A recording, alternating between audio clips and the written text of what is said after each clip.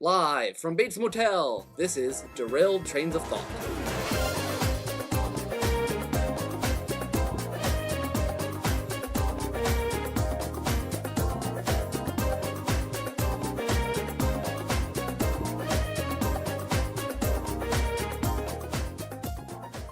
So, hello everyone, this is episode 22. We're camping out in this motel we found off the road. Really interesting collection of stuffed birds. Where we checked in. I'm not so sure about the showers here, Nick. There's a kind of ugly stain on the floor of one of these. Yeah, I'm going to just avoid. It's just not cool right now. No, but definitely not. With us today is Brian Scherschel, live with us. Yes, hello. I think that house that's up there by this motel is really creepy looking, and I don't agree with going to this motel at all. I'll just have it out there. No. Don't blame me. This is totally Nick's idea. Well, okay, I'm paying, and this was cheap. Okay, that's all I'm going to do. No, there's somebody in the window up there. Well, Keeps walking around.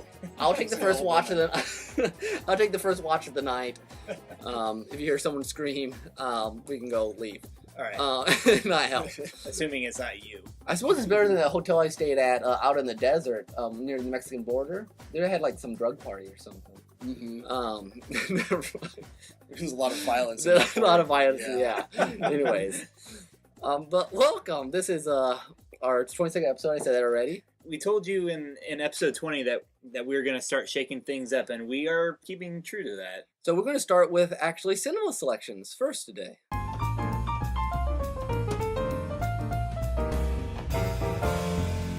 So we decided to start with this partly because we have Brian with us on location, and we thought it would be fun to talk about this movie. Plus, it's a very intriguing movie. Tim, did you have a chance to watch it? I did. I saw it this afternoon. Okay, good. Today's movie is The Night of the Hunter, 1955. Yes. I guess, Brian, give us just a thumbnail sketch of what sort of movie is this? Well, this is a chilling yet a very elegant thriller, which I believe is possibly the definitive 1950s thriller. And I want to draw a distinction between a thriller versus a horror, because a thriller is much more suspense related, as opposed to violence or gore that is used in various other things.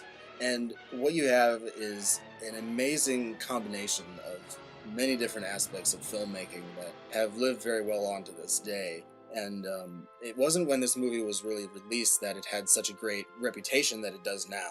But now it is highly regarded, and one list that I looked at, actually, it is second only after Citizen Kane for any movie ever made that is the most beautiful. And it's literally the list that I saw, which I believe a French magazine released it. It was the 100 most beautiful films ever. This is number 2 after Citizen Kane. That makes a lot of sense because it is probably one of the most beautiful black and white cinematography of any film that I've seen, and certainly at least in a very long time. Some gorgeous imagery in here. Particularly, I love the scene when the kids are escaping on the boat. That was just pure magic. Yeah. I guess we should mention that while we're talking thriller, there's also a lot of...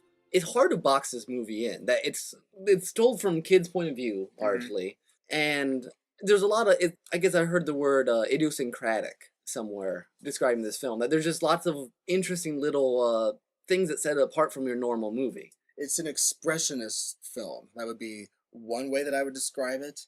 But also, amazingly, the order that we're doing these in, we again run into German expressionism. I thought of that.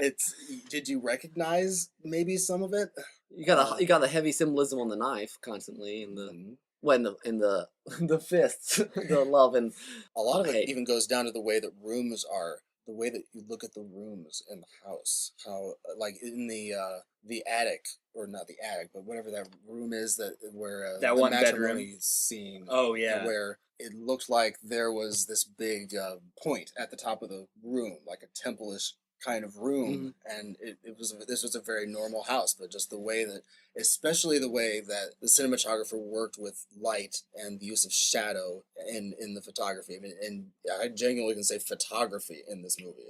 It's genuinely photographed as far as how well it is. The guy who did it, he is the same guy who did the cinematography for The Magnificent Ambersons, which is done by Wells.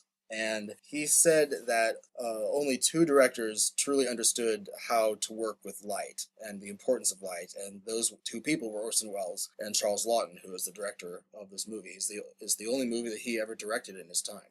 Before we get much farther, let's give a little plot summary so that people can grab onto something. It begins where there is the 2 children who are probably the focal point of the film, besides our main villain. They are, what ages? Not very, like 10 for the boy. Maybe. I was thinking the Nine-ish. girl was closer to 6. Or Yeah. so. Yeah, and he's a little bit older, a few years older than her. And their father has just committed a robbery and actually killed 2 people during the robbery of $10,000. And he decides to leave the money with them after he is chased by the police right to the kids, and they actually see it happen right in front of him. This takes place during the Depression era in the South. Now, it's like, sure, exactly where in the South, but it is in the South. This is during a time that was after, not too long after the Civil War comparatively. And I think it captures the life of the people there quite well, in addition to a lot of other things. And so what happens is their father, while he's in jail, runs into a man named Harry Powell. And Harry finds out about the 10,000, and he has a track record for killing widows. And it turns out that his character is based on an actual real-life serial killer from West Virginia. Ugh. And so it has a truthful element to it as well. And so he decides to go to the widow and the 2 kids and get the money himself. And he is very willing to do a lot of things in order to get the money. And that is where the terror part comes from this. He's one of the creepiest guys. Yeah. In my opinion, he's the ultimate wolf in sheep's clothing that there ever was in cinema, possibly. He plays himself as a preacher Yes. for the whole movie. And there's the townspeople are quite taken in by his very pious words, and he's really got this it's fascinating to watch because he's trying to sound very genuine, but the audience knows he's messed up. The kids can kind of tell that he's messed up. I think this is one of those stories where the kids come off as kind of smarter than the grown-ups in some ways, not in the bad sense. Yeah, in some ways more skeptical, Yeah. perhaps, yeah. Well, though the daughter does kind of fall into that's this spell a lot more than the son does. Due to her age, partially. Yeah, And also due to her needing a parent. And, Yes. And what's interesting, and one of the many themes of the movie, is that you have the son trying to bear all this burden of keeping the secret about the money, taking care of his sister, kind of being the man of the house, and that leads to a lot of his almost one-on-one confrontation with Harry Powell. Yeah, who's the main protagonist in this movie? Him. Yeah, this John 10-year-old, is. 10-year-old kid. Which is probably this struck me as a very unusual film for the 50s. Like it felt more modern in some ways than a classic. Yes, and the suspense and the terror holds very well over time as well. The approach of that's what made it seem a little bit like a hunt was going on. Was it showed where it flashed to them in the ice cream shop talking about, you should get a husband. And all of a sudden it flashes to the train with the big booming music of him coming. And it's like, oh my gosh, it's scary.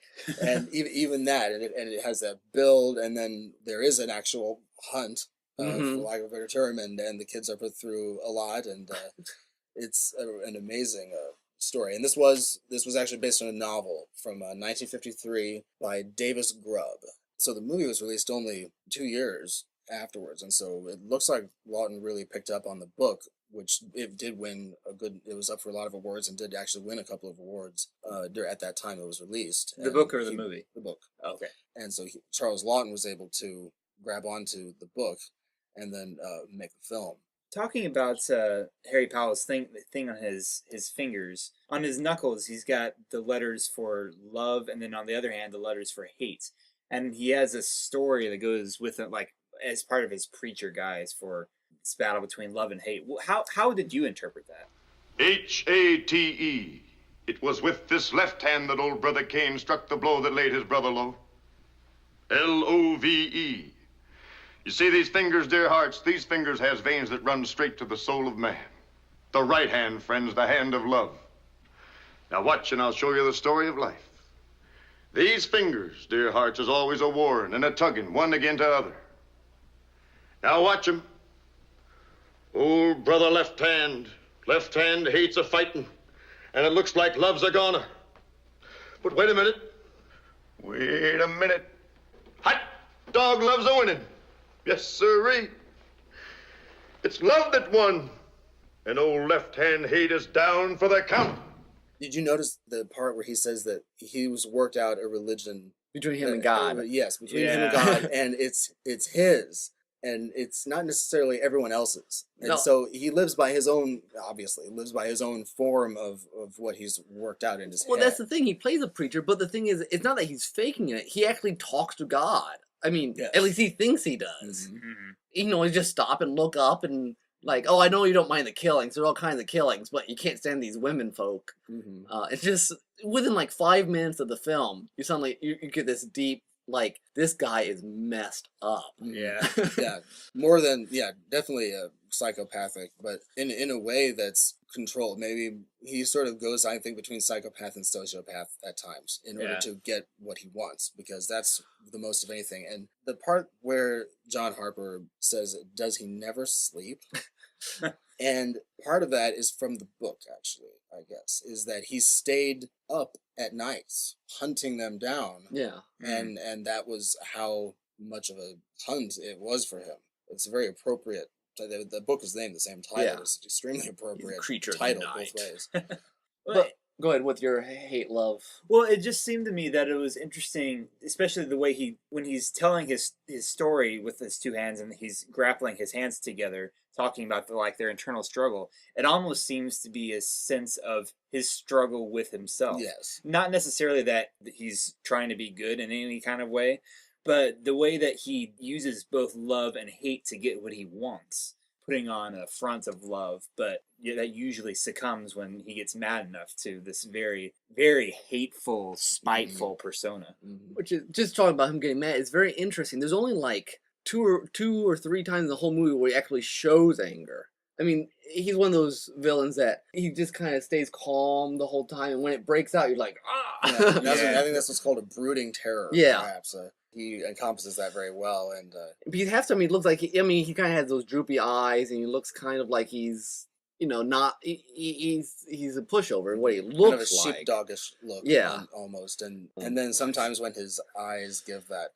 look, though, where Yeah, he did a Robert. What does he Mitchum? say? It's Robert Mitchum we're talking about. This is, by the way, he said his favorite movie that he ever did, and you can see why. I think, but he said it was perfect, and I think he was perfect for the part too. They actually asked Gary Cooper to do this, and he didn't take it, and considering the kind of movies that I've seen him in, I don't think it would have been typical at all. He wasn't as bad as, say, Henry Fonda, but it was up there as far as he wanted to do good. He wanted to play good roles relatively often. And some actors like to play with their typical role, but try to do the opposite of it. But I can see why maybe Gary Cooper wouldn't. It would have been really interesting if Gary Cooper had been in it, because he would have been cast against type. Like right. sort of like Ingrid Bergman in Notorious and, Yeah. and various other. I really like the effect that sometimes can produce, although maybe not as much as maybe Henry Fonda in Once Upon a Time in the West, where he played. No, it was A Good and Bad and the Ugly. That's what it was, and where he played the villain, and that was, I think, the first time he had done that, even though he had been in movies for 3 decades. But it is a definite departure, and sometimes it yields good results. Back to the love and hate thing. The other interesting thing I thought about this is that there really was a very strong counterbalance to it, the villain, which you don't always see in these thrillers. Normally, it's your protagonist, in this case, the kids, versus the evil person. But there really is later on in the movie. What's her name? Lillian Gish. Lillian Gish, who plays a very strong counterpart or opposite to her, counterbalance. Yeah, which you don't actually see very often, and at least that I can think of offhand. I love the scene where because Robert Mitchum's character had this hymn that he was always singing, leaning on the everlasting arms, and that's kind of his theme. Whenever you knew he was getting close, you would hear him singing this. And there was a great scene where there's a showdown between the two. They don't know if he's going to attack any time during the night, and he's singing this out in the front yard, and she starts singing the harmony back to him. Leaning on Jesus, leaning on Jesus, safe and secure from all alarms. this is a person who actually believes is a good representation of the Christian faith as opposed to the charlatan. Leaning on the everlasting arms. And every additional time that I've watched this, every time that you first see Lillian Gish, where you notice where the camera, like, first they look at her feet and then it goes up when we first get introduced to her. And it's, for me, it's this very uplifting feeling because it's like, oh, thank heavens, there's somebody here to bring some light to the hunt here and offer a little protection and some actual. Obviously, she represents genuine Christianity. Yeah, and there's a lot of biblical symbolism, especially in the second half of the movie. You got the whole story of Moses and the kind of their river trip kind of paralleled, and her representing Christianity and some other. The whole movie starts off with this, the quoting Jesus about false prophets, and you know, which is really good setup for the movie, and that's actually her right at the beginning too, isn't Yes, it? it is. Yeah, And which the other story that she tells is the story of King Herod. With trying to get rid of all of the all the 2-year-olds are under, so that it would be prevented that Christ would be born, or would be stop him from being king. Yes, yeah, Right. And in a way, Robert Mitchum's character Harry Powell's kind of a King Herod in that way, in that he preys upon the weakest the of weak. yeah. I mean, he preys upon women and children in this case, and he's very willing to do whatever it is necessary. So, Brian, how about give us some of the iconic scenes or things that have been left, have influenced film since The Night of the Hunter? I might say that the first time I saw the hate thing, I thought of Charlie from Lost. I wouldn't be surprised if it was at least somewhere down the line was inspired, whether initially or not. Yeah, I mean, because other people, I read somewhere that Bruce Springsteen wrote a song about a preacher with those on his knuckles. It's amazing how the influence that this movie has when you see it. There were a couple of movies that I know where the characters had that as well. That was a very big symbol in the film. It was very unique. The story itself is very unique. And we already have a very unique story. When you make the film, when you put this much effort into it and this much work, and especially with the cinematography, maybe that's where I should start. Mm-hmm. Especially the journey down the river, where it shows all of the elements of nature. Did you think that it was like a parallel between the kids and nature in that they are helpless, or that they are, because they are compared to lambs a couple of times in direct speech in the film, but sometimes they're referred to animals. Yeah, I couldn't quite make out what I thought. I mean, I really loved the scenes, but I couldn't figure out exactly what it might mean, if you want to put it in that terms. In the film, when they're going down the road, there's a montage of shots where in the foreground is the shore, and there's like spider webs or a frog or what are some of the other animals? An owl, and then tortoise, there were 2 rabbits, and then there was an actual lamb, and there was a fox. Yeah, fox. I mean, really nice, beautiful shots of that sort of stuff. The big representation of the kids, perhaps as animals, would be towards the end, where there's an owl that's perched on the tree, and it goes and is preying from the branch on a little rabbit that's down there, and it swoops down and gets it. And Lillian Gish happens to be watching it, and she says, "It's a hard world for little things." Maybe that's more where I was going. Maybe not with the helplessness, maybe as much as just they're little, they're small, there's a play on how innocence is a big deal. Yeah, in this film. It is. I definitely got flashbacks watching this of like the kind of stories that you often read as a kid. When you're a kid, you want to read about other kids going off and doing big things on their own. It is a story of a journey. Yeah. Too. And there's such this feeling of the adults having failed these kids for up to a certain point. I mean, the dad puts this terrible burden on the son. The mom gets suckered in by this guy, then gets killed. Their uncle, who he thought he could count on, he can't count on. And then the other townsfolk are just like completely idiotic. That brings me to the Spoons. The Spoons are very interesting people. Yes. They are. The husband's awesome. The husband's awesome. That one part where he gets out the, what was it, whiskey or something like that. And there's a little peach brandy in here. What? A man of the cloth? Well, just a sip. Whoa, screw, that's for sickness in the house. but he's a little skeptical of. Yeah, he's about of the- only of the townsfolk that Yeah. is besides. He has a the little son. bit of the idea. He doesn't quite latch on to it. Yeah, they're but all kind of lackadaisical. yeah, they're just kind of, well, whatever's going on is going on. They're kind of ignorant of. They just kind of accept things. He's kind of like, well, look, they've been gone for 3 days. They didn't tell anyone. That's kind of a bad thing. And It's kind of weird. because there is a lot of, and Tim brought this up, and from some of the stuff I looked at otherwise, there is kind of a sense of a fairy tale nature to some of it. Mm-hmm. Especially in the journey downriver and some of the, maybe even the adults being kind of. Yeah, part of it Iffy. is, I think, like a Southern Gothic feel Mhm. to it, and part of where the book, I guess, was coming from. This is genuinely not a movie saying that people from the South are anything or other. No, you don't it's get not that at all. direction. Where this book comes Yeah. from, actually, is it explores issues like social corruption and instability, social instability, and it was what happened in the South after the Civil War was done. And there was that long period in the South that maybe call it a few lost decades, perhaps, in which things weren't in place and everything had been in upheaval. And the society in the South had gone through such an upheaval, losing so many in the war and everything else. And the figure of the preacher in the book represents the corruptive force of religion in the American South, kind of the negative aspect of religion, in that you can do what Harry Powell did. You were a really good showman, and you had the deep, wonderful, booming voice that he had and to sing, and he could con people in. And he could do that and get away with it, even though his stories a lot of the time didn't make sense. And people, and towards the end, somebody finally calls him out. Yeah. Yeah. What's that name that does a lot of Southern grotesque stuff? Female. Flannery O'Connor. Flannery O'Connor. Yeah, and I just now thought William she might. Faulkner. Well, I was thinking more Flannery O'Connor. Maybe Yeah. Faulkner's Southern too, but There's a Flannery little bit of, O'Connor always had the grotesque sort of versions of Christianity and stuff, which I could see. I'm also thinking a little The same Salinger style. in here I could somehow, maybe like, or who? It was this. It was the book about whoever it was who died, and they took this big journey with the coffin.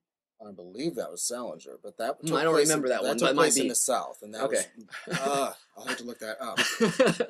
But we actually did read that. It could have been. I don't I think it remember was offhand. Yeah, I think it was Salinger. But yeah, there is that Flannery O'Connor-ish feeling as Yeah, well. just things off and kind of Yeah. exaggerated and. And things just aren't in sync at all. I read somewhere that this was a movie that inspired the Coen brothers, and I could certainly see that. Some of the other people included David Lynch, Martin Scorsese, Terrence Malick, Jim Jarmusch, and Spike Lee. So many different people. And this there. is the only movie that. Well, never directed. Yeah, he was an actor. Mhm. I guess in the video you sent us, he didn't make any more because it just didn't. It just kind of bombed at the box office. Yeah, it didn't do so well. People didn't know exactly how to categorize it because it.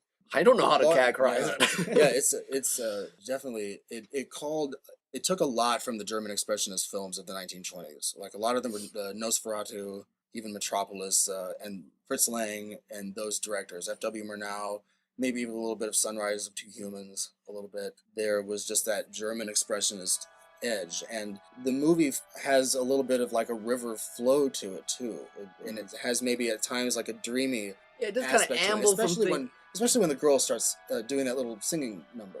Once upon a time there was a pretty fly. He had a pretty wife, this pretty fly. But one day she flew away, flew away. She had two pretty children, but one night these two pretty children flew away into the sky, into the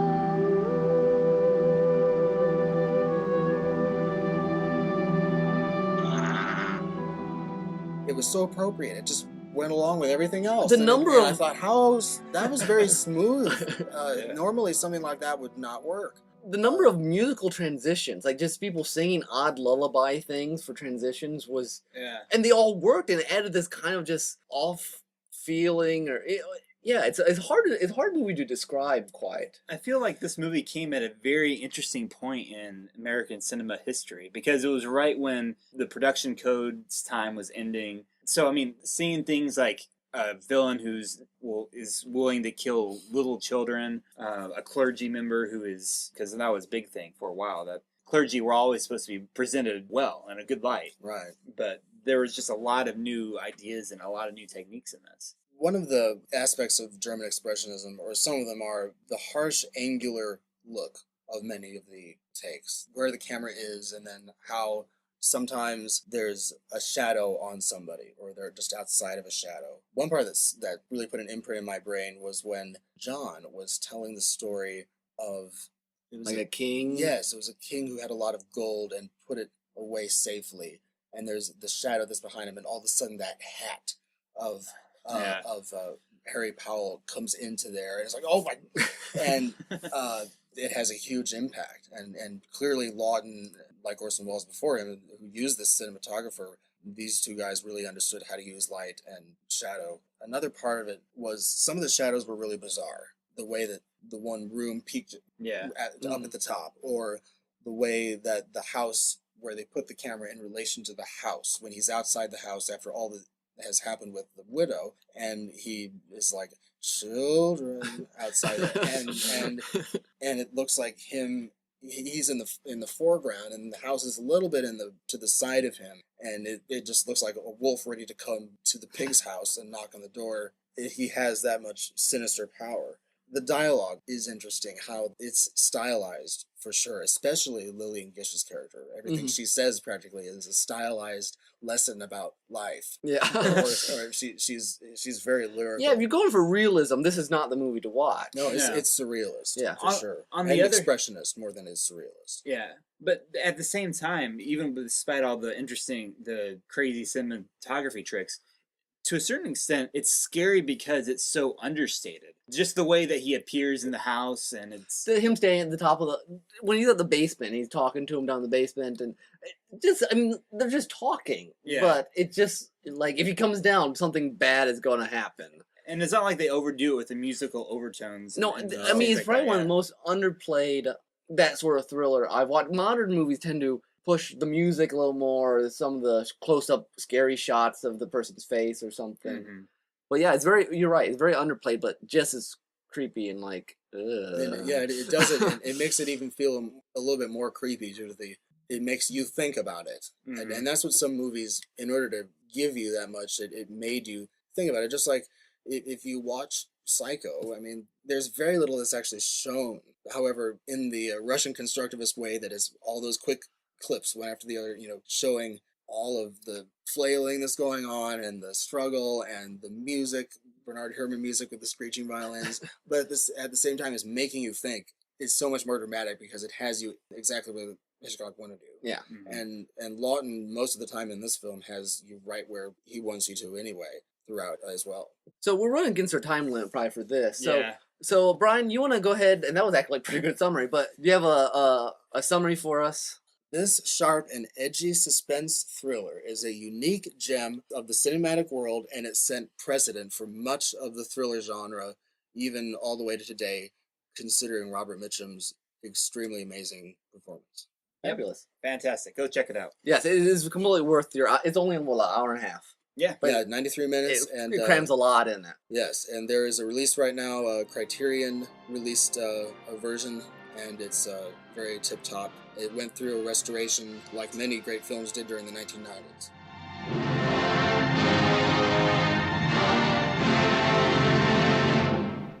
And so, now that we're ended cinema selections, time for soundtrack.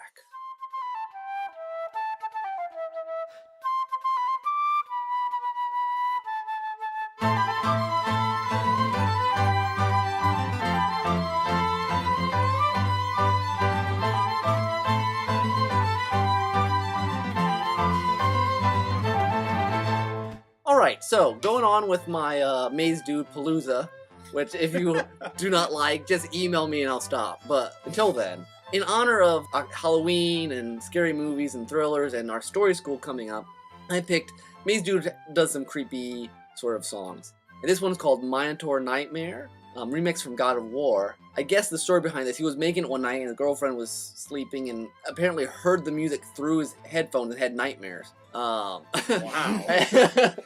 And because the next day he let her listen to it, she was like, that was in my dream last night. And so he thought it was an awesome piece. So anyways, Minotaur Nightmare is I guess it's industrial waltz. So, enjoy. I'm pretty sure Maze Dude comes up with his own music genres.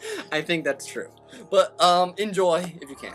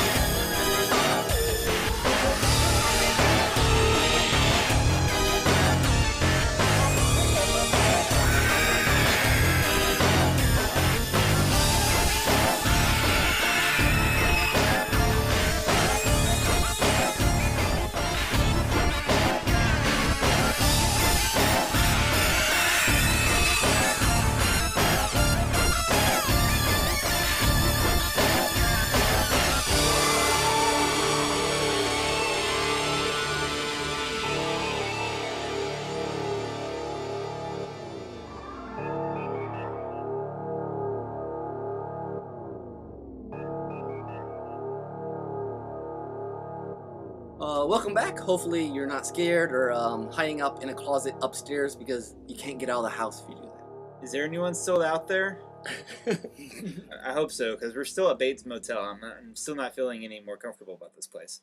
Children? That guy that came by to change the towels was very odd. I know. Okay, next time you guys pick where we stay. All right. Okay, I'll tell you what, Mist was a better location than this place. That's all I'm saying. I believe it.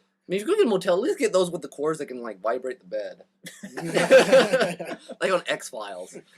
Okay. Yeah. So, so welcome back. We're going to now move into our story school.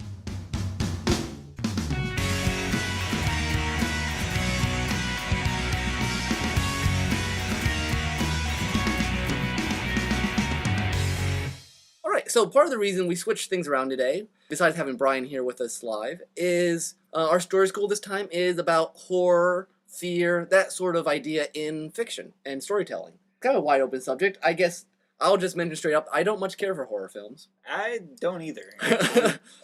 I'm not either. I have to be in the mood for one, and they're usually the ones that I can laugh at as well as be horrified by, which there are not very many.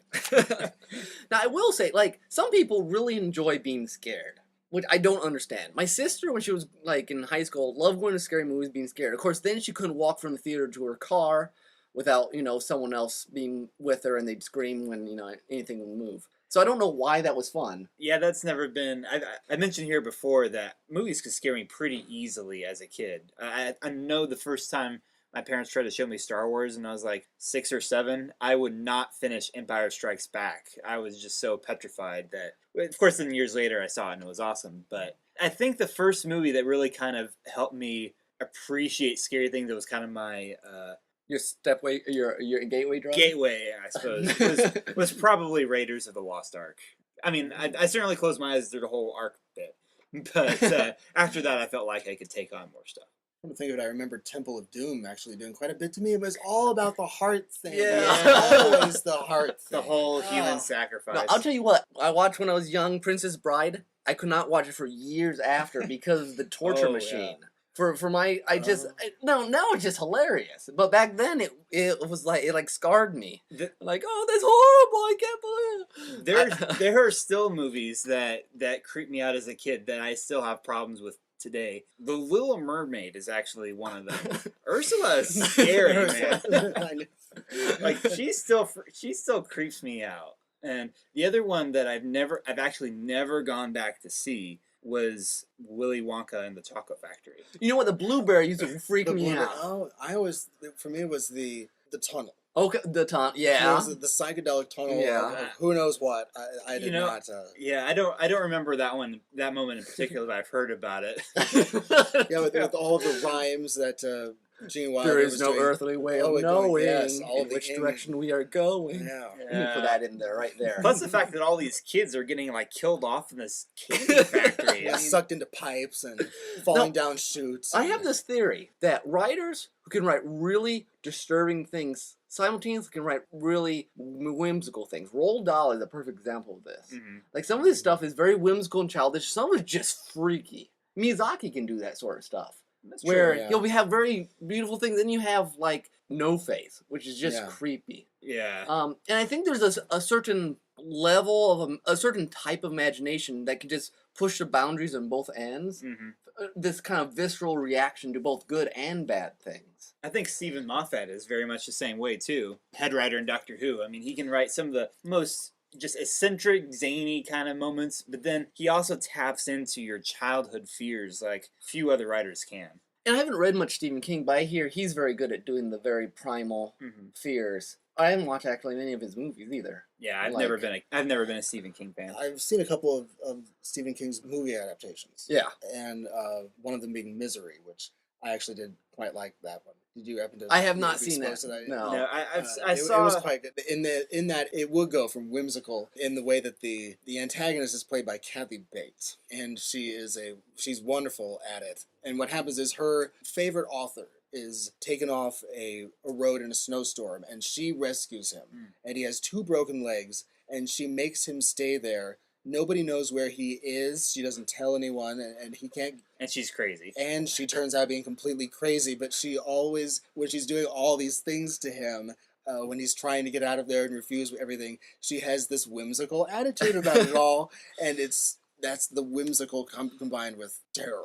And I wonder if that's because there's this sort of both of them are kind of off-center, off the norm. You know, you just twist it just enough and it becomes really whimsical and unique, or twist it just enough the other way and becomes the sort of thing you want to, you know, it's like change from a nightmare to a dream, that there's not actually probably that much of a separation between the two. Sometimes your dreams, they don't make any sense, but you like them, and sometimes they're dreams and they don't make any sense, but they hit certain other parts of you. And I guess I would say from a writing point of view, tapping into those sort of fears is a good way to hit your author or your reader's emotion. I think I don't like horror movies in particular because all they want to do is that. Yeah. I mean, that there's no counterweight, there's no counterbalance, it's just to make you feel like everything's horrible and scary and mean. In the case of these more whimsical, turn it on the whim sort of thing, I guess you can see another purpose behind it, like dealing with childhood fears or exploring personal emotions. But yeah, when it's just about a guy that's gonna go around and hack people up to pieces, I don't see any redeeming value in that. Like, I've never seen the Saw movies. No, They sound like horrible movies. I've seen a couple of the Saw movies, and Is there a redeeming thing, or is it mainly just to... No, and there's the moral in which there's the guy that says, you know, that this is why you need to live life to the fullest. Okay, but I thought in order to do a film that would just convey that message, you had to do this. Yeah, seriously. That's fine. But I stopped with the Saw series when I saw the one that the camera movement was so bad that it made me want to throw up. I can... See, and that's the other thing. Horror movies have this mentality for just churning out one after another. I mean, how many Chucky movies are there? Or how many Nightmare of Elm Street? Or Friday the 13th. Friday the 13th. But they just churn out sequels, and you can tell that they're not really putting that much focus on the quality. I was thinking, like, thrillers, like suspense, but I think part of it is, and we brought this up talking about Night of the Hunter, that when you just have evil and your main character as sort of trying to survive, I feel like that's a different movie. That's kind of a more existential or nihilistic movie than if it's evil versus some sort of other thing, as opposed to just, I want to survive. Sometimes that just seems too bare bones to be worth putting me through all that. You know, it's not emotion. having a counterpoint. Yeah, I mean, it wouldn't have to be, like, as good and angelic as is in Night of the Hunter, but some sort of, like, is there some sort of worth me being dragged through all this blood and guts and gore and stuff? On that, though, what do you think entices, like, why do people like your sister, who's not like a gothic person? No, and she doesn't like him anymore. She wouldn't... But what draws us to that in the first place? Why do some people enjoy being scared just for being scared? I think it might be partly for, and this is probably more for teenage girls. Partly, I think it's just an emotional rush. You know, you go with a bunch. You don't go by yourself. You go with a friend or a couple friends, and you're all screaming together. It's like riding a roller coaster that you're really afraid of doing, but you want to have that rush of the bottom falling out.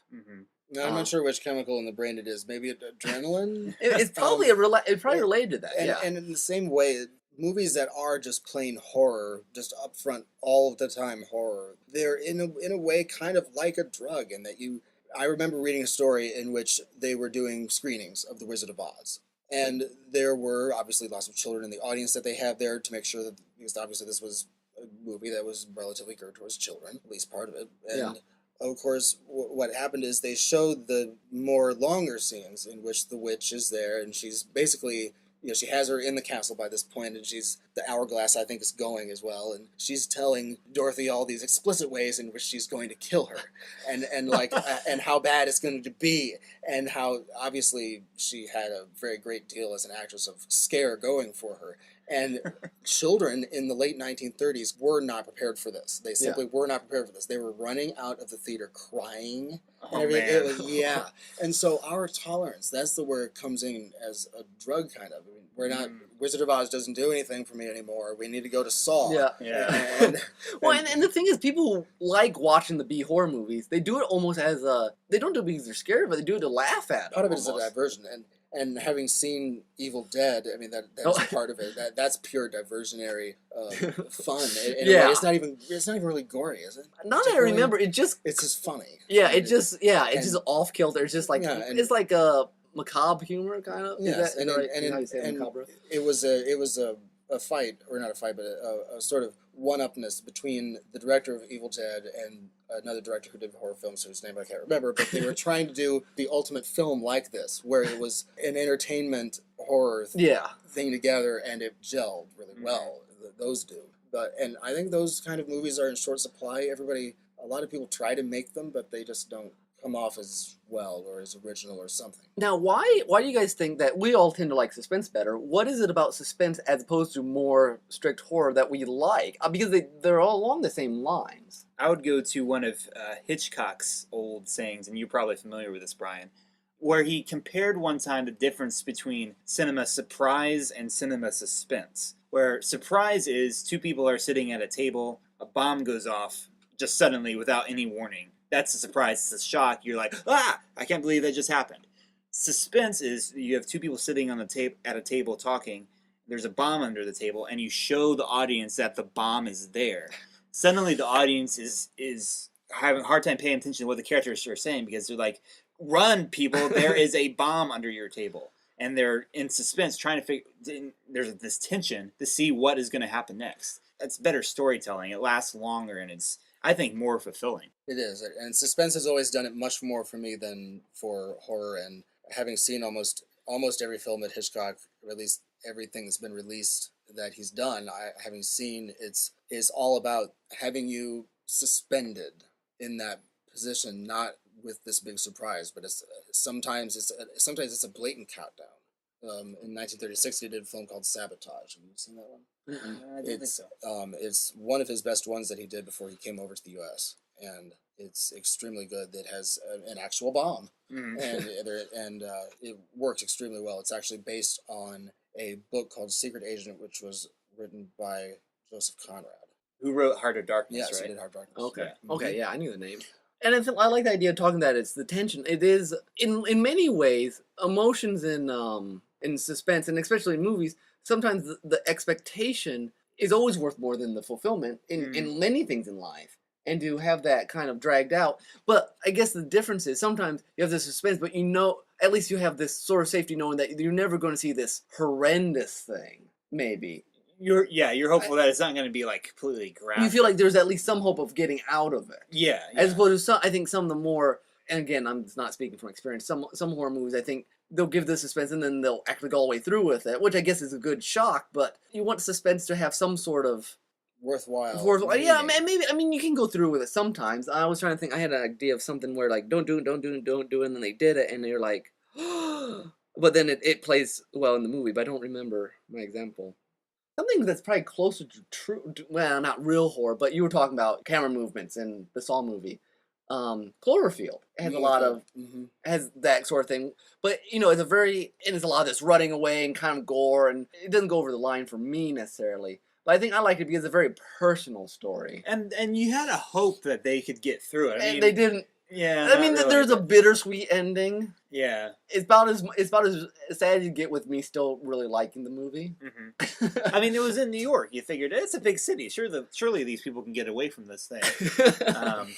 Wow. Well, that's a movie that beat me up watching it. I remember watching it in the theater, and at the end, I was just worn out. Yeah, it was an exhausting Which I guess movie. I guess that's kind of maybe what other people have maybe a higher threshold than I do, like in horror movies.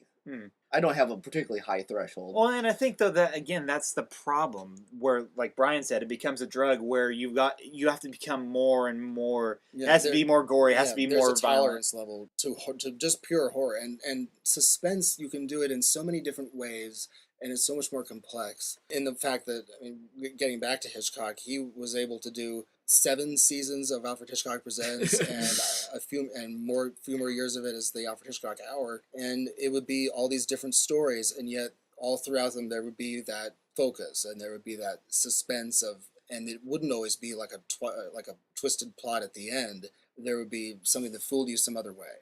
And like I remember Hitchcock saying that he didn't like anything to be called tricks, and it was always methods, or he never wanted to cheapen himself in that way. It was always with camera technique. And recently I showed my family The Birds again, and at the ending just kind of lets go, even though there was originally going to be a climactic scene in which the birds chase the car, and it's a chase scene where the birds are attacking the car. That was supposed to have been in the end of Birds originally, yes.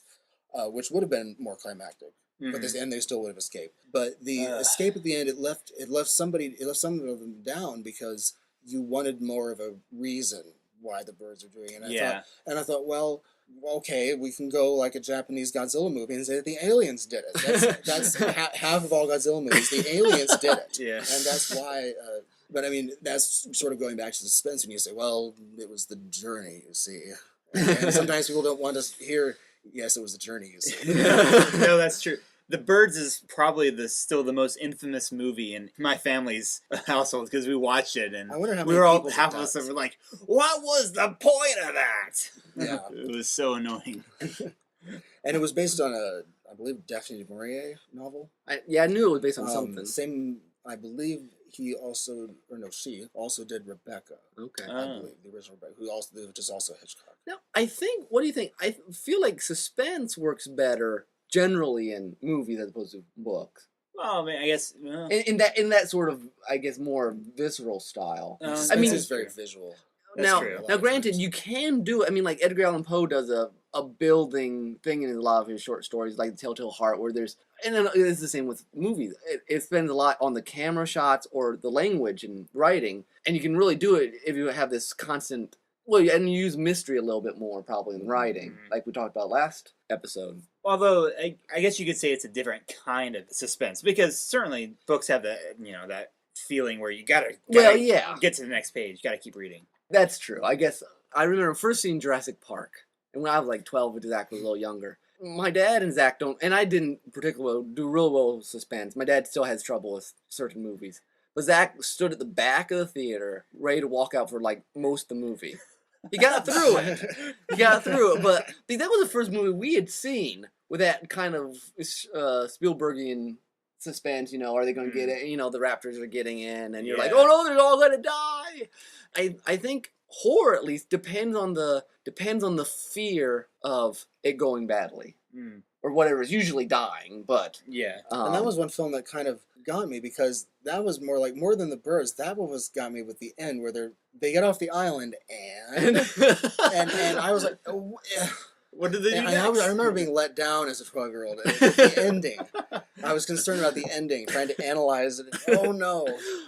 This is unrelated. If I read the book by the time, I would have said, why didn't the Compasanguses mutilate Richard Attenborough? Now, I will have to say, this is a sidetrack. Having read the book before seeing the movie, at the time, I hated the movie.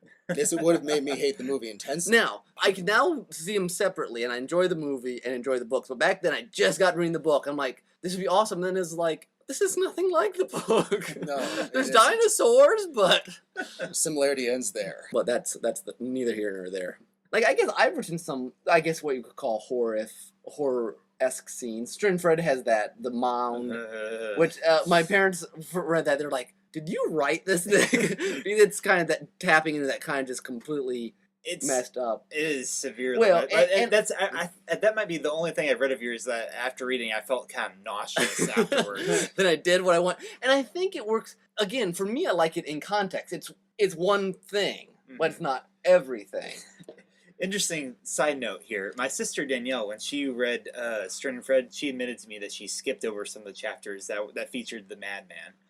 She was like, they're boring. Yeah, I'm not sure I would do him quite. Now, that chapter in the mound, I would do the same. Yeah. But some ways I did him, I might do different now, but that's neither here nor there either.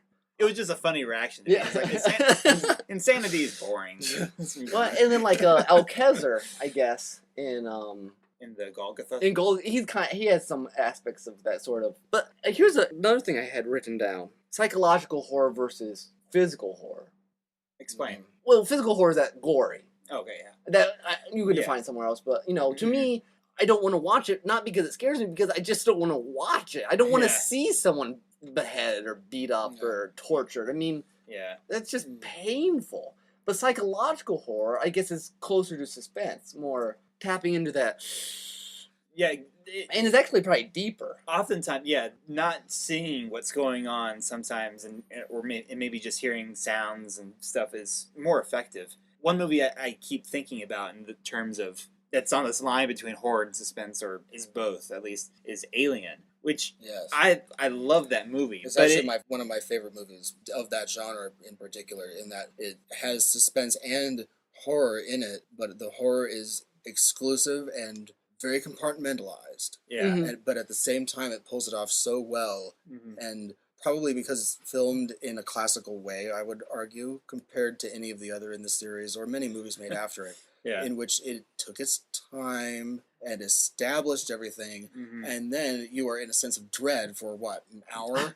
Some- and it really pulls you in. And then with going back to psychological horror, that's what's important, is to put you into the mind of the character that we're Mhm. centered on, what he or she is feeling. Is something going to go one way or another? Do we know that or not? And we certainly do that with Sigourney Weaver and Alien. Yeah. That's what the focus of it is. You have to have that character where you can.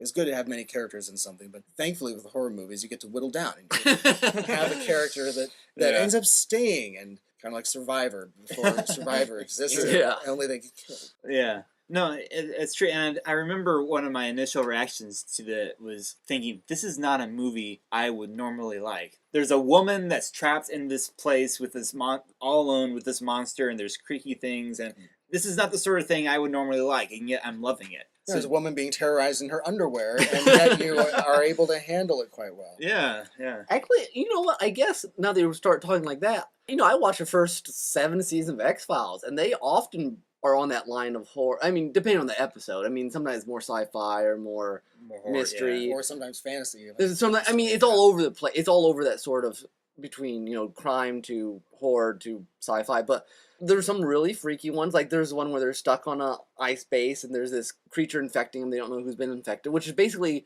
the exact thing that looks like this new Thing movie is that I watched on X-Files back in season 1. I don't know why it's a movie now. But there was one episode, and it was even before it started, it had that we refused to watch. I mean, I'll never watch again. But even on the TV, it's like some mature audiences, or it was even, and there was this scene of these like, we called them cavemen. They were like inbred, just like dehumanized humans. The scene where they're just beating this one innocent. It was just way over the line. But most times, X-Files really play that line pretty well between too much gore and mostly suspense. It had to have a point. Yeah, and it that's a usually lot had of what suspense and horror, at least if you're going to do good horror, horror. It has to have a point. Now, have you seen like like Night of the Living Dead? Like my mom, yes, I saw the original Night of the Living Dead, and I wasn't all that impressed. Okay, by it. Well, she watched it when she was the whole zombie genre. I after watching it, it was one of those 60s movies. I kind of have a bias towards movies about the 60s. I'm very particular about which ones I like. And there are some that I can say, this is perfect for its time. And maybe Night of the Living Dead was perfect for its time, but nowadays it doesn't have that much of an impact. What's with the zombies genre? Zombies don't it's do all anything the rage right now. I know. And I don't get it. I can run away from really slow things. Well, I guess there's this fear that you can't really stop them because they're already dead. But when you have that sort of hopelessness, it stops being something you want to do. It's like a wet blanket over you. Yeah, I mean, when there's like, it's just going to keep coming, and the best we can hope for is to eke out this lame existence. Yeah. It's not something I want to watch. Yeah, you have to go, I don't want to go like an island to get away from it. Yeah, I don't want to go through all that and then have that be my ending. And it's never made sense to me, some people who say, yeah, zombie stuff, it's fun. I'm like, look, the whole concept of a zombie infection is that, like, millions of people are dead. Like, how is this a fun story? So, all you zombie lovers out there, we don't like you.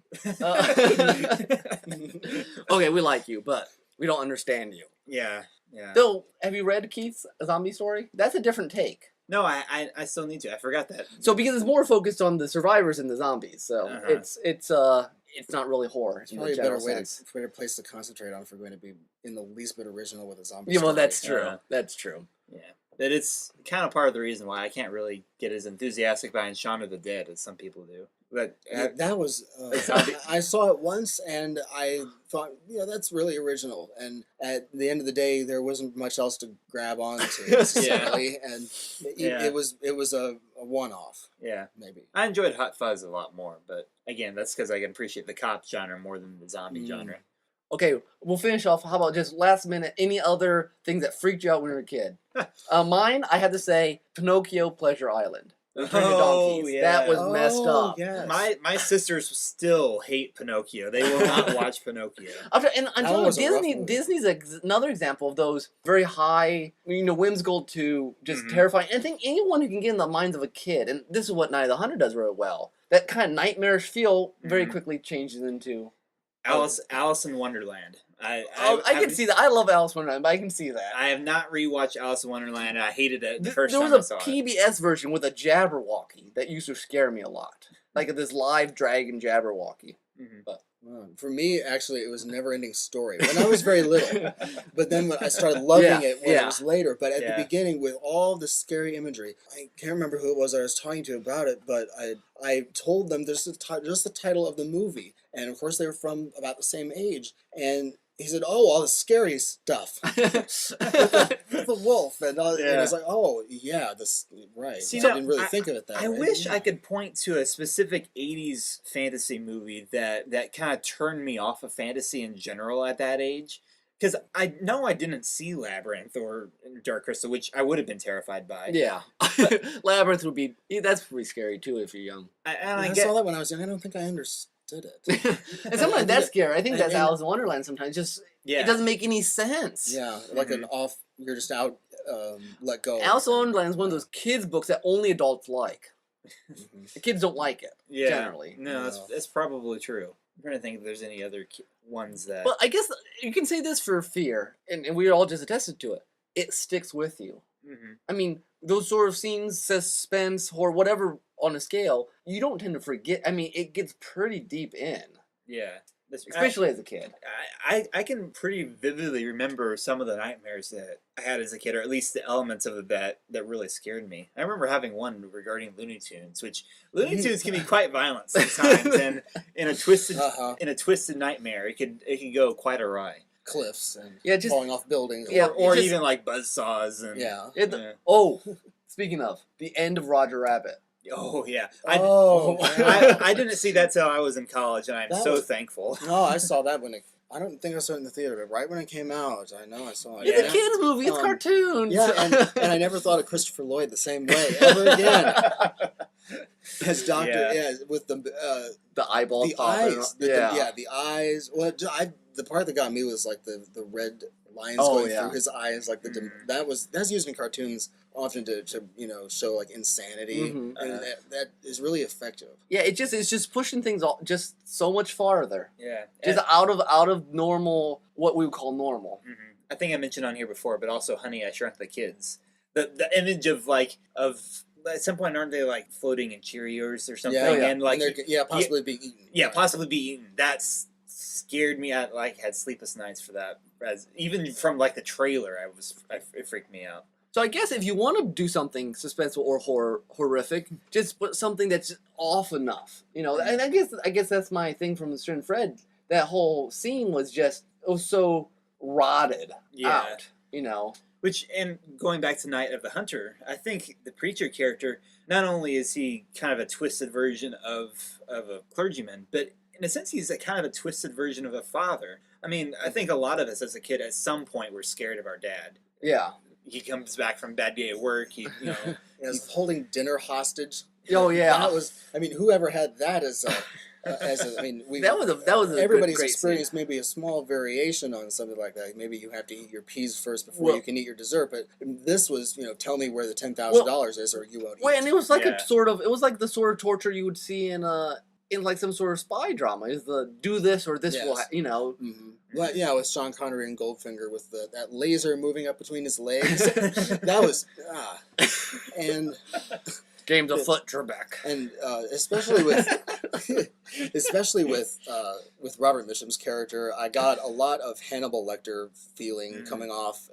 Way before Hannibal Lecter. Yes, and that kind of I think he's just about as imprintable of a villain as Hannibal Lecter is, I'd say. I think I saw, when I looked up the movie on Wikipedia, I think I saw that character wound up on the American Film Institute's list of top villains. I mean, if not best performed villains. That definitely as well. Yeah. I think that's a good wrap. I think that's something to wrap it up. So, on our comment board, we would like to hear your childhood fears.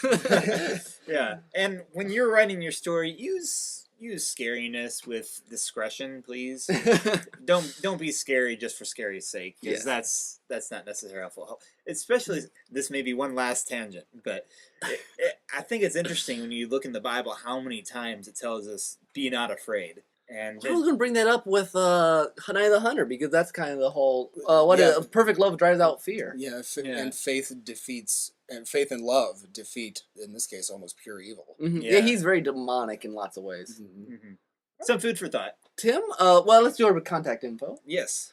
So, you can get a hold of us. Well, visit our website first at derailedtrainsofthought.blogspot.com. iTunes, well, by the time this is out, it should be fixed. Something's going kind of wrong right now. Yeah, hopefully it's working by the time you hear this. Don't forget that we also have our email address, derailedtrains@gmail.com. Things will be a little different for us for a little while. And I think we're only going to have one episode come out in the month of November due to Nick's special delivery coming out soon. So, yes, my daughter will be born soon. Natasha will be induced, well, probably by the time this comes out. Yeah. So by the time this comes out, you may have a new member to your family. Exactly. Already. Should be exciting.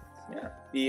Like I said, probably only one episode come out in November. And probably only one in December, too. Yeah. Maybe. Well, we'll the see. holidays. Yeah, it depends. So catch up on the old ones. I guess that's... soundtrack. Time to wrap it up, and we'll introduce my soundtrack, which I totally had prepared ahead of time.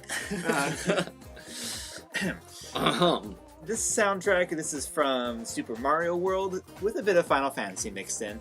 The name of the song is Koopa vs. Kefka, and the song is pretty much exactly as it sounds. It's kind of a piano mix between Dancing Mad, Kefka's main theme, and sub-castle background music. One of Koopa's castle songs. And this is remixed by Dusu, or DHSU. Whoever you are, you need to pick a more easily pronounceable name. Like Maze do. All right, well, that wraps up episode 22. This has been Nick. This has been Tim. This has been Brian. And I don't think I'm sleeping tonight. Bye-bye. Bye-bye.